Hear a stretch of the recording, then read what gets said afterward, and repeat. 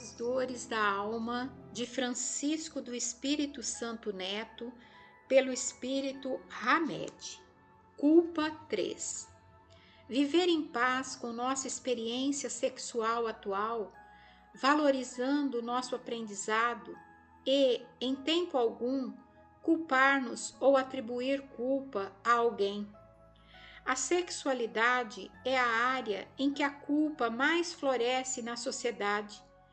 Como pouco sabemos sobre ela, ficamos praticamente confinados a ideias e opiniões alheias.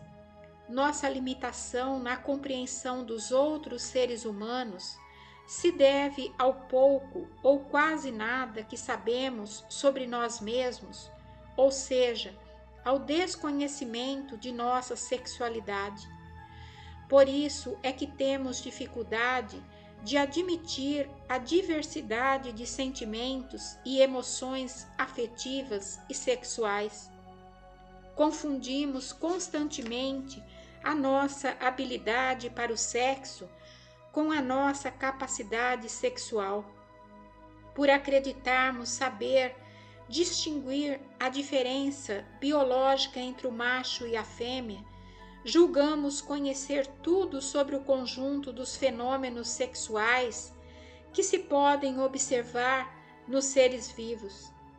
Na atualidade, as crianças são introduzidas prematuramente na esfera dos adultos por inúmeras revistas, filmes, cartazes, fotografias e pela publicidade da televisão e do rádio, o que lhes provoca malícia numa idade desprovida da lógica e do bom senso contra essa espécie de afronta sexual.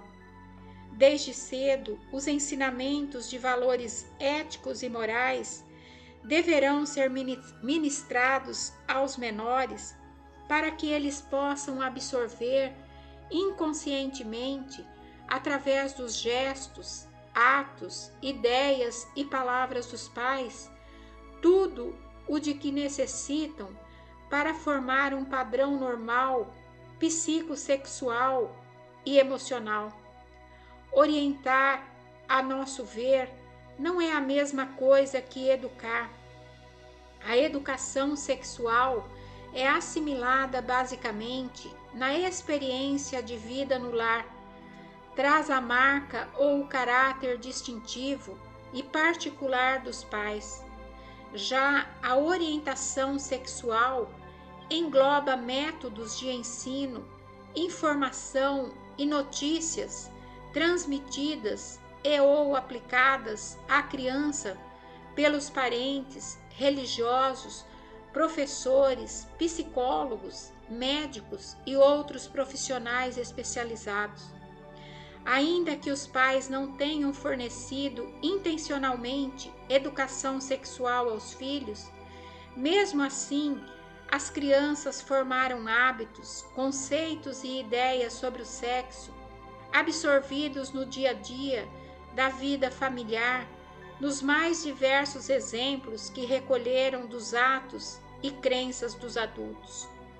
Noções, crendices, preconceitos e concepções já existem nas crianças, pois são frutos de suas existências pretéritas.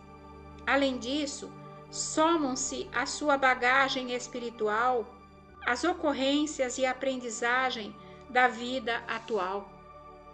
É importante, no entanto, para desenvolver adultos maduros e ajustados psicossexualmente, fundamentar o ensino da orientação sexual sobre métodos pedagógicos e psicológicos de cunho reencarnacionista, pelos quais os menores são observados como almas milenares e educados sob uma atmosfera de vida eterna. Em certas circunstâncias evolutivas, encarnamos como homem, em outras como mulher, e ainda em determinadas oportunidades de aprendizado e de renovação, o espírito pode vir ocupar uma vestimenta corporal oposta à tendência íntima que vivencia. O fenômeno é análogo ao que se refere à área masculina, tanto quanto à feminina. Independentemente da forma de sexualidade que estamos vivenciando no presente, procuremos aceitá-la em plenitude, visto que há sempre, em qualquer condição, a oportunidade de adquirirmos experiências e, por consequência, progredirmos espiritualmente, vencendo desafios e promovendo realizações. Abre aspas. O mal depende principalmente da vontade que se tenha de o praticar. O bem é sempre o bem e o mal sempre o mal, qualquer que seja a posição do homem. Diferença só há quanto ao grau da responsabilidade. Fecha aspas. Questão 636 do Livro dos Espíritos. Não podemos nos esquecer de que o grau de responsabilidade deve ser sempre coerente com a estrada evolucional por onde transitam as almas. Portanto, os indivíduos responderão adequadamente por seus atos e atitudes e serão responsáveis somente por aquilo que conhecem, não pelo que ignoram. Devemos, assim, viver em paz com nossa experiência sexual atual, valorizando o nosso aprendizado e, em tempo algum, culpar-nos ou atribuir culpa a alguém. Todos os seres humanos são regidos pela lei das vidas sucessivas. Cada um de nós está vivendo um aprendizado particular e único em todos os aspectos e, obviamente, também na área sexual. Efetivamente, existem tantos níveis de entendimento e amadurecimento sexuais quanto indivíduos que os possuem. Não podemos determinar exatamente a extensão das dificuldades e das carências de conhecimento e discernimento de uma criatura em seu desenvolvimento afetivo. Mesmo porque estamos na Terra a fim de aprender, e é através de nossos acertos e desacertos que ficaremos sabendo como agir corretamente nas experiências subsequentes.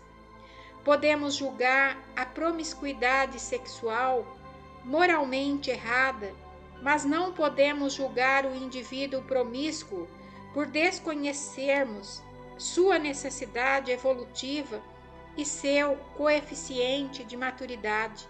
Na fisiologia, o denominado ponto cego é um local no campo da visão em que não há células sensíveis à luz. É nesse ponto que as fibras nervosas da retina convergem para formar o nervo óptico, que transmite os sinais nervosos ao cérebro para a decifração em imagens visuais.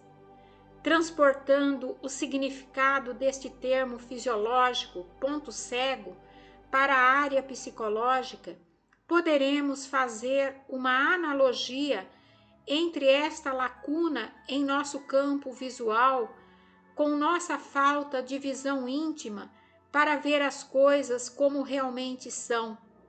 Nossos pontos cegos interiores se prendem à nossa inexperiência e à nossa incapacidade evolutiva. Querer ser iguais aos outros e nos comparar sexualmente indicam ausência de peças importantes em nossa consciência profunda, o que nos torna incapacitados para perceber a extensão das leis divinas que regem a todos nós.